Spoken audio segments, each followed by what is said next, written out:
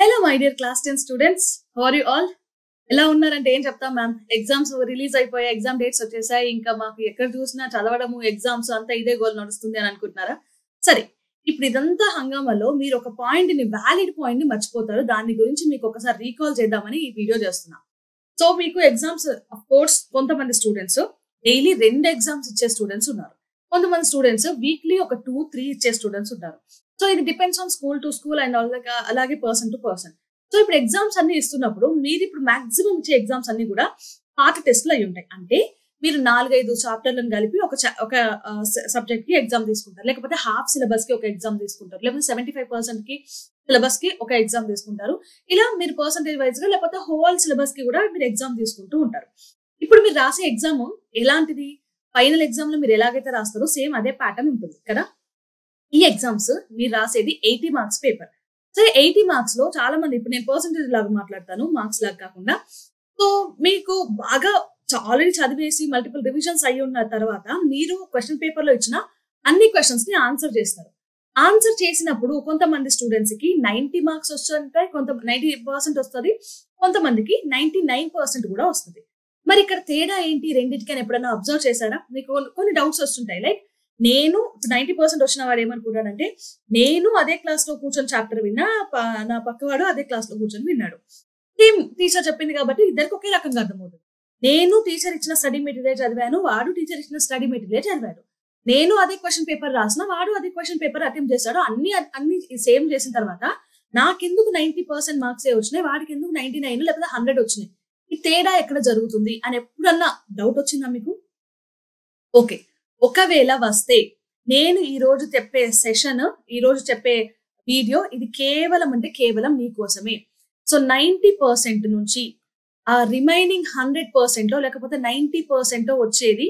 So తేడా ఎక్కడ వస్తుంది అని అంటే, ఇట్ ఈస్ నాట్ నాలెడ్జ్ నానా, నాలెడ్జ్ అస్సలు కాదు, నాలెడ్జ్ అస్సలు కాదు. మరి ఇంకా ఏం మారుతుంది మ్యామ్, ఏం తేడా ఉంది వాడికి నాకు అని అంటే, ఇట్ ఈస్ అబౌట్ ప్రెజెంటేషన్. నువ్వు ఎంత బాగా పేపర్ ని ప్రెజెంట్ చేస్తున్నావు. మ్యామ్, ప్రెజెంటేషన్ నిజంగా అంత మ్యాటర్ చేస్తుందా?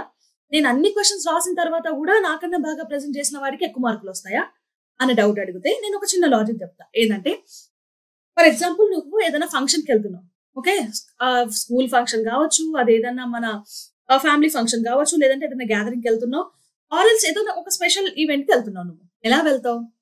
కరెక్ట్, మంచిగా డ్రెస్ చేసుకుంటావు, రైట్, బాగా రెడీ అవుతావు, అండ్ హెయిర్ స్టైల్ కూడా కరెక్ట్ గా రోజట్లా కాకుండా మంచిగా ఉంటది.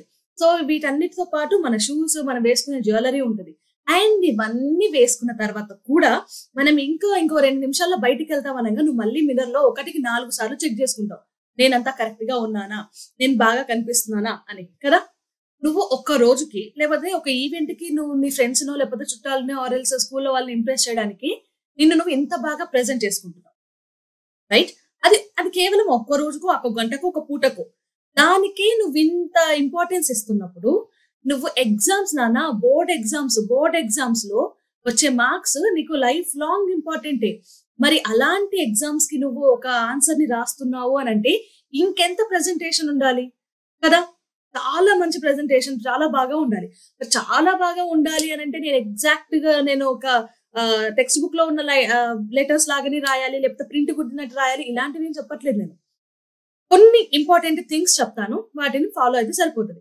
అండ్ ఇంకొకటి నాన్న, నేనేదో అన్రియలిస్టిక్ థింగ్ ని ఇక్కడ మీకు సడన్ గా మ్యాజిక్ సర్ప్రైజ్ అని చెప్పడము, లేకపోతే మీకు ఒక 2 నిమిషాలు ఈ వీడియో వినండి మీ లైఫ్ నే మార్చేస్తుంది అన్నంత పెద్ద పెద్ద థంబ్నెయిల్స్ పెట్టి ఉన్నాయి కదా వీడియోస్, అలాంటి వీడియోస్ కాదు. ఇది రియాలిటీ మాట్లాడుకుందాం, ఏది వర్కౌట్ అవుతుందో మాట్లాడుకుందాం, ఏం చెయ్యాలో మాత్రమే మాట్లాడుకుందాం. ఇప్పుడు నేను చెప్పిన ఈ వీడియోల విషయాలన్నీ కూడా నువ్వు పాటిస్తేనే నీకు ఎంతో కొంత రిజల్ట్ ఉంటుంది. కేవలం ఈ వీడియో చూసి నేను వదిలేస్తాను, లేదంటే ఈ వీడియో చూసిన ఒక పావు గంటకు, అరగంటకు నాకు మోటివేషన్ ఉంటుంది, లేదంటే మహా అంటే ఓ 2 ఎగ్జామ్ల వరకు నేను పాటిస్తాను, దాని తర్వాత లైట్ మ్యామ్ మళ్ళీ మీరు ఏదో వీడియో ఇస్తారు, నేను అది చూస్తాను, మళ్ళీ మర్చిపోతాను అలా అనుకుంటే ఇంకా దాన్ని ఎవరు ఏం చేయలేరు నాన్న. ఖచ్చితంగా వీటిని ఒక లిస్ట్ రాసి పెట్టుకోండి. మీ దగ్గర పెన్ను పేపర్ ఉంటే ఖచ్చితంగా వాటిని లిస్ట్ రాసి పెట్టుకోండి. నెక్స్ట్ టైం మీరు ఎగ్జామ్ రాస్తున్నప్పుడు ఈ పాయింట్స్ అన్ని మీరు వాటన్నిటిలో ఇంక్లూడ్ చేస్తున్నారా లేదా అనేది ఒకసారి చూసుకోండి. కావాలంటే వీడియోని 1-2 సెకండ్స్ పాజ్ చేసి పెన్ను పేపర్ తీసుకొని స్టార్ట్ చేయండి, ఓకేనా?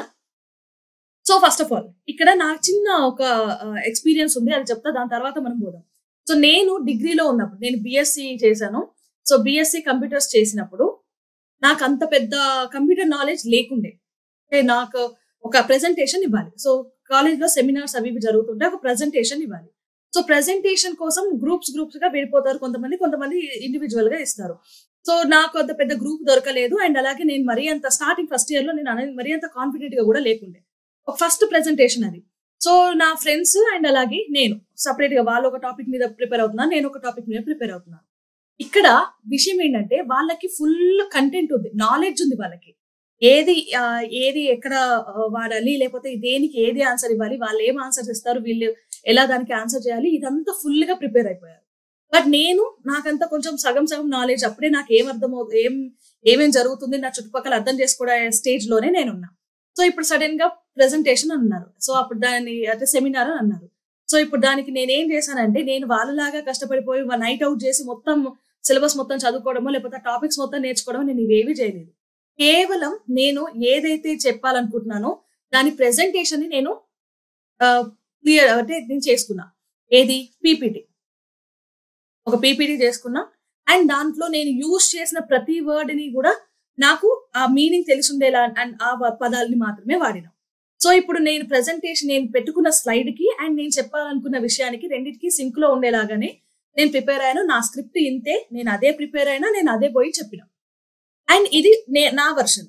అండ్ నా ఫ్రెండ్స్ ఏం చేశారు, వాళ్ళకి ఫుల్ కంటెంట్ ఉంది అండ్ వాళ్ళు కంప్లీట్ గా మరీ అంత ప్రెజెంటేషన్ మీద దృష్టి పెట్టలేదు. బట్ టీచర్ ఏది అడిగినా నేను చెప్పేస్తా అన్న కాన్ఫిడెన్స్ తో వెళ్ళారు. బట్ కట్ చేస్తే సెమినార్ అయిపోయేసరికి వాళ్ళకన్నా నాకే ఒక 10 మార్కులు ఎక్కువ వచ్చినాయి. సో విషయం ఏంటి అని దాని తర్వాత క్లోజ్ గా ఉన్న టీచర్ని అడిగితే, ఇక్కడ ఎవరికి ఎంత కంటెంట్ ఉంది అని మేము ఎవరి బ్రెయిన్ లోకి వెళ్ళి చూడలేము. సో మేము కేవలం వింటున్న ఆ 10 నిమిషాలు లేకపోతే ఆ 5 నిమిషాలు స్టూడెంట్ ఎలా ప్రెజెంట్ చేస్తున్నాడో అది మాత్రమే మాకు మ్యాటర్. మిగిలినదంతా మేము పట్టించుకోము. క్లాస్ లో నేను చెప్పేటప్పుడు పర్సనల్ గా నాకు ఒక స్టూడెంట్ తెలుసు, వాడికి వస్తుంది అని అనుకోవడం వేరు. ఒక ప్రాపర్ ఎగ్జామినేషన్ టైంలో లేకపోతే ఒక ప్రాపర్ నీకు ఇచ్చిన 5 to 10 minutes కానీ లేకపోతే రేపు పొద్దున బోర్డ్ ఎగ్జామ్ నువ్వు యూజ్ చేసే ఆ 3 hours టైం ని నువ్వు ఎంత బాగా యూటిలైజ్ చేసుకుంటున్నావు, ఎంత స్మార్ట్ గా వాడుకుంటున్నావు, బాగా ప్రెజెంట్ చేస్తున్నావు, ఇవి మాత్రమే మ్యాటర్. ఎందుకంటే రేపు పొద్దున నీ పేపర్ ఎవరు దిద్దుతారో నీకు తెలియదు. ఒకవేళ ఒకవేళ నేను పేపర్ దిద్దడానికి పోయినా నేను ఏ స్టూడెంట్ పేపర్ దిద్దుతానో నాకు తెలియదు. మరి అలాంటప్పుడు నేను ఆ స్టూడెంట్ ని గురించి అనలైజ్ చేసి ఆలోచించిన టైం ఉంటుందా? నువ్వు పేపర్ మీద ఏం రాసావో అది మాత్రమే తెలుస్తుంది. కాబట్టి దీనికోసము మనం కొన్ని స్మార్ట్ టిప్స్ ని వాడాలి. సో స్మార్ట్ టిప్స్ అనడానికన్నా బదులు ప్రూవెన్ టిప్స్ అనొచ్చు. స్మార్ట్ టిప్స్ అనడానికన్నా బదులు ప్రూవెన్ టిప్స్ అనొచ్చు. ఇవి ఎవ్రీ ఇయర్ స్టూడెంట్ కి నేను చెప్పేదే. కాకపోతే ఈసారి మీకు కొంచెం ఎర్లీగా చెప్తున్నా. ఎందుకు అనంటే every year last time students కి చెప్పినప్పుడు లాస్ట్ మినిట్ లో వాళ్ళు ఆల్రెడీ హరీబరీలో ఉంటారు. ఈ హరీబరీలో నేను చెప్పే కొత్త పాయింట్స్ ని లేకపోతే కొత్త విషయాల్ని మనకి తీసుకోవడానికి టైం పట్టేది. నా స్టూడెంట్స్ వాటిని ఇంప్లిమెంట్ చేయడంలో కొంచెం ఫెయిల్ అయ్యారు. ఎందుకు నేను కొంచెం లేట్ గా చెప్పాను లేకపోతే ఎగ్జామ్ కదా అని నేను చెప్పినప్పుడు. సో ఇప్పుడు ఇంక అట్లా కాదు, మనకి ఎగ్జామ్స్ కి చాలా టైం ఉంది. బట్ ఇప్పటి నుంచే మనకి సిలబస్ అయిపోయింది కాబట్టి మీరు ఎగ్జామ్స్ రాస్తున్నారు. ఇప్పటి నుంచే మీరు ఇవన్నీ ఫాలో అవ్వండి.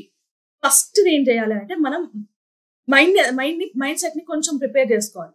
ఎట్లా అంటే ఇప్పుడు నువ్వు ఏదైనా క్వశ్చన్ చూసిన వెంటనే ఎమ్మడే టక్క టక్క టక్క ఆన్సర్స్ రాసుకుంటూ పోయావనుకో, అప్పుడు ఏమవుతుంది, నువ్వు బాగా ఇప్పుడు మీరు ఒక్కసారి మీరు పేపర్స్ మీ క్లాస్ లో 40% పేపర్ వచ్చిన వారిని టాపర్ పేపర్ చూడండి. సో టాపర్ పేపర్ ఏంటంటే కొన్ని మధ్యలో స్టెప్స్ మిస్ అయిపోతాయి. అది వారి మేజర్ మిస్టేక్. మేము చాలా సార్లు చెప్తూ ఉంటాం, నీకు వచ్చు అని మాకు తెలుసు కానీ ఎగ్జామినర్ కోసం నువ్వు ఆ స్టెప్ రాయాలి అని. అది 40 మార్క్స్ వచ్చిన వాడు ఏంటంటే వాడికి డౌట్ వస్తుంది. ఇప్పుడు ఫర్ ఎగ్జాంపుల్ ఈ స్టెప్ ఉంది, ఓకే. సో ఇప్పుడు x² + 4x + 9x and -2x² = 0 అని ఉంది, ఓకే. ఈ స్టెప్ ని వాడు డైరెక్ట్ గా ఇదేమని రాస్తాడు, -x² అంటే ఈ స్టెప్ ని టాపర్ ఏం చేస్తాడంటే డైరెక్ట్ గా x² = 13x అని రాసిస్తాడు. ఇది టాపర్ చేసే పని. కానీ దీనికి మధ్యలో ఒక స్టెప్ ఉంటది. ఏంటది? అది ఎవరు రాస్తారు? కొంచెం మన 40-60s లో ఉంటారు కదా పర్సెంటేజ్, ఆ స్టూడెంట్స్ ఏం రాస్తారంటే వాళ్ళకి డౌట్ ఇది ఎక్కడ నిజంగా అవుతుందా కాదా అని. -x², ఈ 4 + 9 13 + 13x = 0. అప్పుడు ఈ x² తీసుకొస్తే ఇది అయింది అని. ఇప్పుడు ఇక్కడ నుంచి ఇక్కడికి తీసుకొచ్చే మధ్యలో నువ్వు ఈ స్టెప్ ని ఎగరగొట్టావు. ఎందుకు ఎగరగొట్టావు? నీకు తెలుసు ఇది అవసరం లేదు, ఇంత చిన్న స్టెప్ ఎందుకు అన్నట్టుగా నువ్వు ఎగరగొట్టేస్తావు కదా. కానీ ఈ స్టెప్ కి కూడా ఎంతో కొంత మార్క్స్ ఉంటాయి.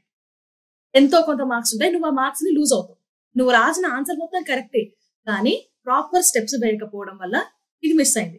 సో నువ్వు ఇప్పుడు ఏమనుకుంటావనంటే నీ ఎగ్జామ్ పేపర్ కరెక్ట్ చేసే పర్సన్ ఒక స్టూడెంటే, ఒక 5th గ్రేడ్ స్టూడెంట్ కి నువ్వు పేపర్ ని లేకపోతే నువ్వు ఈ కాన్సెప్ట్ ని ఎక్స్ప్లెయిన్ చేస్తే ఎలా ఉంటుంది అలా రాయి.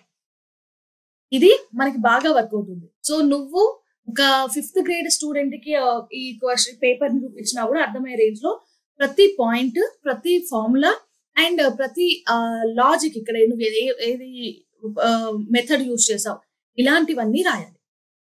సరేనా? ఇది ఫస్ట్ పాయింట్. దాని తర్వాత ఇంకొకటి ఏంటంటే మనకి ద మేజర్ ప్రాబ్లం ఏంటంటే రైటింగ్ అనగానే మ్యామ్ నాకు రైటింగ్ బాగోదు కాబట్టి నాకు మార్కులు తక్కువ వచ్చినాయి, పక్కవాడు రైటింగ్ బాగుంది అందుకే మార్కులు ఎక్కువ వచ్చినాయి అనుకోవడానికి లేదు. రైటింగ్ బాగున్నప్పటికీ కూడా వారి పేపర్ లో కంటెంట్ లేకపోతే మార్కులు రావు. సో అప్పుడు ఏం చేస్తున్నారు, ఇక్కడ రైటింగ్ కి మాత్రమే మార్కులు పడట్లేదు. నీ పేపర్ లో నువ్వు రాసిన ఏదైతే మ్యాటర్ ఉందో అది అవతల వాళ్ళకి అర్థమైతే చాలు. అంతేగాని అర్థమైతే చాలు కదా మ్యామ్ నేను రాసేస్తున్నాను, నా పేపర్ నాకు అర్థమవుతుంది అన్నట్టుగా కూడా మళ్ళీ పిచ్చి పిచ్చిగా రాయొద్దు. ఎలా ఉండాలి? నీట్ గా ఉండాలి. నువ్వు రాసే హ్యాండ్ రైటింగ్ ని ఒక్క రోజులో ఉన్నట్టుండి మార్చుకోమని నేను చెప్పట్లే, కానీ నీ రైటింగ్ ని కొంచెం మాడిఫై చేసి నీట్ గా రాయి. ప్రెజెంట్ చేయడం నీట్ గా చేయి. అంటే లైన్ టు లైన్ వదిలిపెట్టడం కానీ, మ్యామ్ లైన్ టు లైన్ వదిలిపెట్టేది గ్యాప్ ఉంటుందా? అది క్వశ్చన్ కి ఒక లైన్ 2 లైన్లు వదిలిపెట్టడము, మధ్యలో ఒక లైన్ కొట్టడము, ఇట్లాంటివి చేస్తూ 9 మంచి హెడ్డింగ్స్ పెడుతూ అండ్ పెన్ కలర్ లో లేకపోతే పెన్సిల్ తో హైలైట్ చేస్తున్నా, ఇలాంటివి చేస్తూ మంచిగా రాయి. మార్జిన్స్ కొట్టి కరెక్ట్ గా ప్రాపర్ స్ట్రక్చర్డ్ వేలో రాయి. ఒక లైన్ కి మినిమం ఒక 6 to 8 వర్డ్స్ అంతకు మించి ఉండేలాగా ఉండేలాగా వద్దు. Okay, so minimum basic things తో నువ్వు పేపర్ ని చాలా బ్యూటిఫుల్ గా ప్రెజెంట్ చేయొచ్చు. వాటిని ప్రాక్టీస్ చేయి. ఓకే, దాని తర్వాత ఇంకొక అమేజింగ్ థింగ్ ఏంటంటే ఎప్పుడన్నా మీరు వైట్ పేపర్ లో ఒక డాట్ ని చూపెట్టేది, మన ప్రభాస్ సినిమాలో ఉంటది కదా చక్రంలో, వైట్ పేపర్ లో ఒక డాట్ పెట్టి దీంట్లో మీ అందరికి ఏం కనిపిస్తుంది అని అంటే చుట్టుపక్కల ఉన్న వాళ్ళందరూ నాకు ఆ డాటే కనిపిస్తుంది అని అంటారు. ఇక్కడ కూడా అంతే. ఇప్పుడు నువ్వు పేపర్ మొత్తం బాగా రాసావు, ఒక పేపర్ లో ఒక పేజ్ తీసుకుంటే దాంట్లో నువ్వు ఫార్ములాస్ రాసావు, డయాగ్రామ్ గీసినావు, దాని తర్వాత మంచి హెడ్డింగ్స్ పెట్టినావు. పొరపాటున అక్కడ ఏదో రాసేటప్పుడు నువ్వు ఆన్సర్ తప్పు రాసి టగడగడగడ కొట్టేసావు. ఇప్పుడు ఆ పేపర్ చూసిన వాళ్ళకి ఏం కనిపిస్తుంది? నువ్వు మొత్తం పెట్టిన ఎఫర్ట్స్ కనిపించవు. నువ్వు అక్కడ ఏం కొట్టేశావు, ఎందుకు కొట్టేశావు, ఎలా కొట్టేశావు, ఇవే కనిపిస్తాయి. సో ఇప్పుడు నువ్వేం చేయాలి? ఒకవేళ మన బై మిస్టేక్ లో నువ్వు రాసేటప్పుడు మనం ఏదైనా మిస్టేక్ చేసినట్లయితే సింపుల్ గా ఒక అండర్లైన్ చేసేయండి సరిపోతుంది. లేకపోతే ఒక క్రాస్ చేసేయండి, ఇలా క్రాస్ చేసేయండి అంతే తప్ప ఇలా కొట్టేయొద్దు. పిచ్చి పిచ్చిగా పేపర్ మొత్తంలో అదొక్కటే హైలైట్ అయ్యేలాగా కొట్టేయొద్దు. సరేనా? సరే, ఇది ఒక మెథడ్. ఓకే, ఇది ఒక పాయింట్. ఇదంతా కూడా మన మైండ్ సెట్ ని మీరు ఇలా ప్రిపేర్ చేసుకొని ఇవి చేయండి. దాని తర్వాత ఏంటి అని అంటే మనం ఆన్సర్ రాసేటప్పుడు మనం కొన్ని థింగ్స్ ని దృష్టిలో పెట్టుకోవాల్సి ఉంటుంది. ఏంటది? ఇప్పుడు పేపర్ లో మీ ఎంతమంది తెలుసునా, ఒక 2 మార్క్స్ క్వశ్చన్ అయితే మనం ఆ క్వశ్చన్ కి ఎన్ని మార్క్ లో మనము ఆన్సర్ రాయాలి అని, ఎన్ని లైన్స్ లో ఆన్సర్ రాయాలి, ఇలాంటివి ఏమైనా తెలుసా?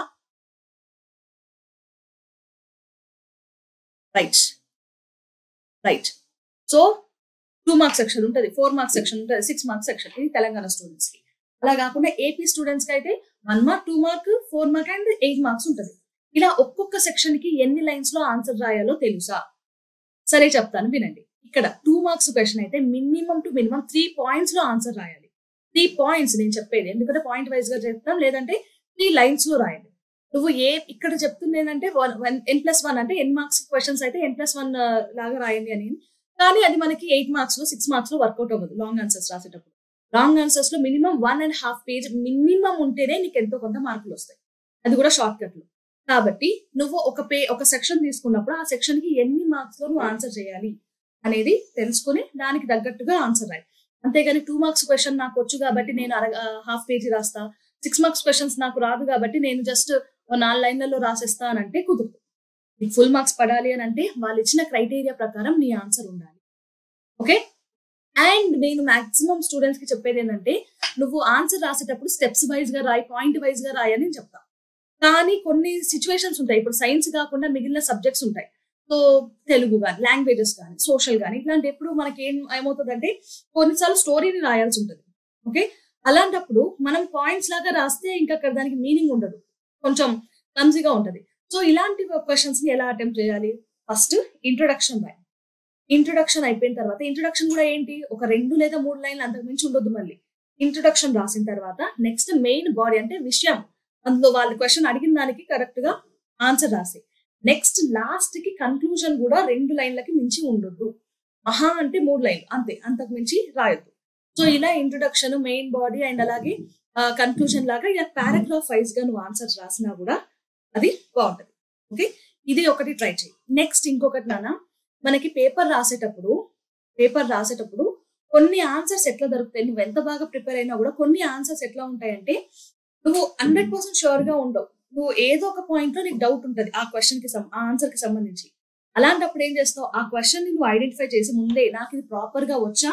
లేకపోతే నేను 50-50 ఛాన్స్‌లో అటెంప్ట్ చేయాలనుకుంటున్నానా? ఒకవేళ అటెంప్ట్ చేసే ఉద్దేశంలో గనక ఉంటే ఫస్ట్ ఫ్యూ పాయింట్స్ ఒక 4, 5 పాయింట్స్ స్ట్రాంగ్ పాయింట్స్ రాసేయి. వాలిడ్ పాయింట్స్ ని కరెక్ట్ ఆన్సర్ ని రాసేయి. అప్పుడు దాని తర్వాత లాస్ట్ కి రాసే ఇంకొక 3-4 పాయింట్లు ఒకవేళ అవి కరెక్ట్ ఆ ఆన్సర్ కి సంబంధించినవి అయినా కాకపోయినా లేకపోతే ఏమైనా చిన్న చిన్న మిస్టేక్స్ ఉన్నా కూడా మహా అంటే హాఫ్ మార్క్ అట్లా తీసేస్తాడు. అంతేగాని నువ్వు ఫస్ట్ నువ్వు రాంగ్ ఆన్సర్ రాస్తే వీడు ఇంత రాసిండు, వీళ్ళు ఫస్ట్ వల్ల అయినా తప్పు ఉంది అని మొత్తం కొట్టేస్తాడు. కింది దాకా చదవడానికి ఇంట్రెస్టెడ్ గా ఉండరు.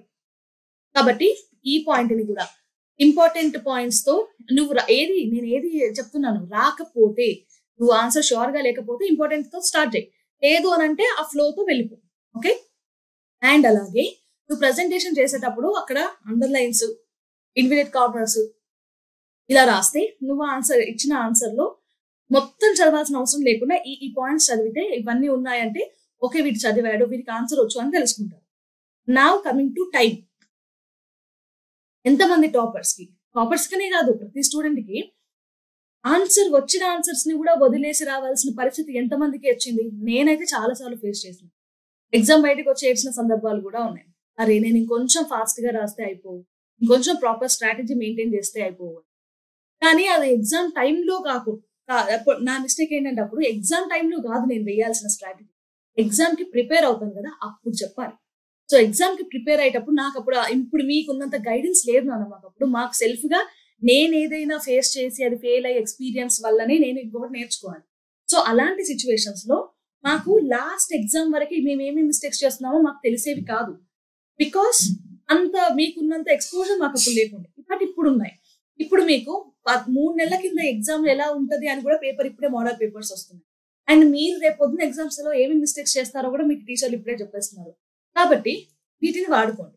ఇప్పుడు మీకు టైం సరిపోకపోతే దాన్ని ఎలా ట్యాకిల్ చేయాలి అనడానికి మీకు యాంపుల్ టైం ఉంది. మస్తు టైం ఉంది. మీకు 3 నెలలు 90 డేస్ టైం ఉంది. 90 డేస్ లో మ్యామ్ ఎగ్జామ్స్ ఉన్నాయి కదా అని అంటే ఎగ్జామ్స్ ఉండవు. కానీ 90 డేస్ లో కనీసం నువ్వు ఏ ఒక్క రోజు కూడా ఎగ్జామ్ లేకుండా ఉండవు. ఇప్పుడు మిమ్మల్ని వదిలిపెట్టారు, ఎగ్జామ్స్ రాస్తూనే ఉంటావు. అప్పుడు ఏం చేయాలి? ఇది ఎట్లా వాడుకోవాలి అని అంటే ఫస్ట్ నువ్వు ఎగ్జామ్ రాసేటప్పుడు 3 గంటల 80 మార్క్స్ పేపర్ కదా, సరే 100 మార్క్స్ పేపర్ అయిపోయినప్పుడు 3 గంటల 15 మినిట్స్ ఇస్తాడు. సో 15 మినిట్స్ ని నువ్వేం ముట్టకు, అది నీది కాదు. 15 మినిట్స్ కేవలం పేపర్ ని చదవడానికి మాత్రమే. ఆ 3 అవర్స్ ఉంటది కదా, ఆ 3 అవర్స్ లో నువ్వు ప్లాన్ చేసుకో.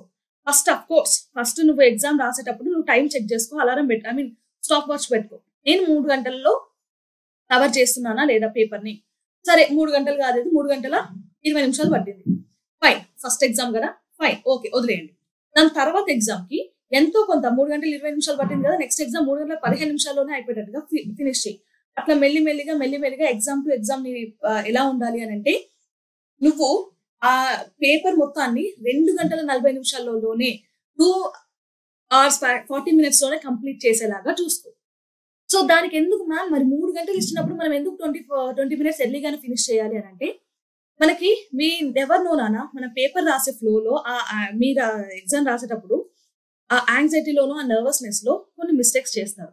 ఆ చేసిన మిస్టేక్స్ ని రేపు పొద్దున ఎప్పుడో కరెక్షన్ అయిన తర్వాత టీచర్ చెప్తే తెలుసుకోవడం కాకుండా మీరుగా పేపర్ ని ఒకసారి వెళ్ళినప్పుడు ఒక మిస్టేక్ కనిపించిందా, ఎంబడి దానికి సంబంధించిన ఆన్సర్ ని రాయడానికి దగ్గర టైం ఉండాలా.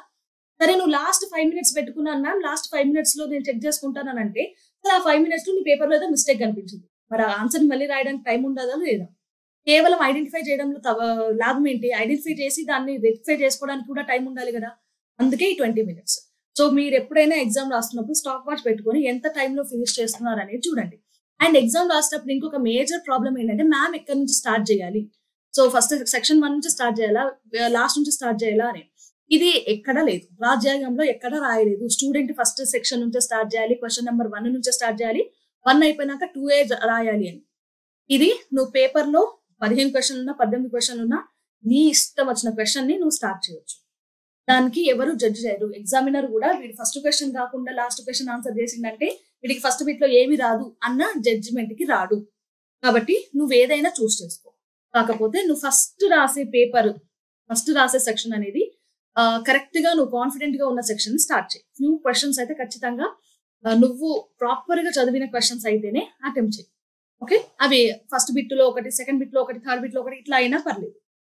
అండ్ ఇంకొకటి మనకి కరెక్షన్ అయిపోయిన తర్వాత టీచర్ పేపర్ ఇచ్చినప్పుడు ఇది నువ్వు రాంగ్ రాసావని నీకు తప్పు రాసావని చెప్పినప్పుడు అక్కడ మార్కులు పోతాయి కదా! ఇప్పుడు ఏం చేస్తావు? ఫర్ ఎగ్జాంపుల్ హ్యూమన్ ఐలో నువ్వు డిస్పర్షన్‌కి సంబంధించిన క్వెషన్ వచ్చింది. దానికి మార్కులు పోయినాయి. ఇప్పుడు ఏం చేస్తావు? డైరెక్ట్‌గా టెక్స్ట్ బుక్ ఓపెన్ చేసి హ్యూమన్ ఐ మొత్తం చదువుతావా? చాప్టర్ మొత్తం చదవడం వల్ల లాభం లేదు. ఆ చాప్టర్‌లో నువ్వు ఏ టాపిక్ దగ్గర మిస్టేక్ చేసావో దాన్ని చదువు. అప్పుడు నీకు వర్కౌట్ అవుతది. ఓకే. చాప్టర్ మొత్తాన్ని నువ్వు చదివితే టైం వేస్ట్ అవుతది. సో, చాప్టర్‌ని ఇప్పుడు సరే ఒక పేపర్‌లో 4 మిస్టేక్స్ చేసావు. 4 మిస్టేక్స్ చేసావు అనంటే ఇక్కడేంటి 4 టాపిక్స్ అని అర్థం. 4 టాపిక్స్‌లో నువ్వు క్లారిటీ తెచ్చుకోవాలి. Not 4 chapters. చాప్టర్స్ కాదు. సరేనా? సో, ఇప్పుడు మీరు చాప్టర్ చదవడం వల్ల ఎంత టైం పడతది? చాప్టర్స్ అనంటే నీకు ఒక్కొక్క చాప్టర్‌కి రివిజన్ చేసుకోవాలన్నా, చదువుకోవాలన్నా సో, 1 ½ అవర్ టైం పడుతది. అదే టాపిక్‌కి అనంటే మినిమమ్ 10 మినిట్స్ లేకపోతే 15 మినిట్స్‌లో అయిపోతది. సో, ఒక పేపర్‌లో 4 మిస్టేక్స్ ఉన్నాయనంటే నువ్వు కాసేపట్లోనే ఫినిష్ చేసుకోగలవు గదా! ఇంత టైం స్పెండ్ చేయొద్దు. టైంని కూడా ప్రాపర్‌గా స్మార్ట్‌గా వాడుకోవాలి అనంటే ఇలా చేయండి. సరేనా? And guys this is all about ఎగ్జామ్‌లో నువ్వెలా ప్రెజెంట్ చేయాలి అనేది నేను చెప్తున్నాను. నాలెడ్జ్ దాకా ఇంకా నేను రాలేదు. కానీ మ్యామ్ నేను ప్రాపర్‌గా సిలబస్‌ని ఫినిష్ చేయాలి. ఇంకా నాకు టైం సరిపోవట్లేదు. లేకపోతే నాకు ఒక గైడెన్స్ కావాలి, మెంటరింగ్ కావాలి అండ్ ఇదంతా నాకు నేనుగా చేసుకోలేకపోతున్నాను. నాకు ఒక ఎక్స్టర్నల్ సోర్స్ నుంచి లేకపోతే మీ దగ్గర నుంచి ఏమైనా కావాలి అని అనుకుంటే మన క్లాస్ 10th స్టూడెంట్స్ అందరికీ కూడా class 10 students of AP and అలాగే టీఎస్ బోర్డ్ తెలంగాణ స్టూడెంట్స్ కూడా మనము ఈ నెక్స్ట్ 90 డేస్ ఉన్నాయి కదా 90 డేస్ కూడా అవసరం లేదు. మేము ఏం చేయాలనుకుంటున్నామో వీఆర్ కాన్ఫిడెంట్ దట్ 60 డేస్ లోనే నువ్వు సిలబస్ ని ఫినిష్ చేసుకోవచ్చు. ఈ 60 డేస్ ని నువ్వు ప్రాపర్ గా ఫినిష్ చేసుకుంటే ప్రాపర్ గా ప్లాన్ చేసుకుంటే నువ్వు రిమైనింగ్ 30లో కొంచెం ఆరామ్సే ఎగ్జామ్ మీద ఫోకస్ పెట్టు. ఓకే. సో అలాంటి 60 డేస్ క్రాష్ కోర్స్ ఒకటి మన ఛానల్లో స్టార్ట్ అవ్వబోతుంది. సో దీనికోసం క్లాస్ 10 గ్రేడ్స్ 10 స్టూడెంట్స్ అందరి కోసం ఇది స్టార్ట్ చేస్తున్నాం. సో దీనికి సంబంధించిన డీటెయిల్స్ కావాలి అని అనుకుంటే 12th డిసెంబర్ రోజు నేను 7 PM కి లైవ్ కి వస్తున్నా. ఆల్రెడీ లైవ్ షెడ్యూల్ అయిపోయింది మన ఛానల్లో. మీకు ఎలాంటి డౌట్స్ ఉన్నా లేకపోతే ఈ బ్యాచ్ లో ఎలా జాయిన్ అవ్వాలి, క్లాసెస్ ఎప్పటి నుంచి స్టార్ట్ అవుతాయి, ఎలా ఫ్లో ఉంటుంది, ఏమేమి సబ్జెక్ట్స్ ఉంటాయి, ఇలాంటివన్నీ తెలుసుకోవాలని అనుకుంటే just join the live on 12th December. Okay. So bye guys. We'll see you soon in that live. So till then keep learning and stay tuned to Vedantu APTS 9th and 10th. This is Gayatri Patel, your favorite master teacher. Bye for now guys.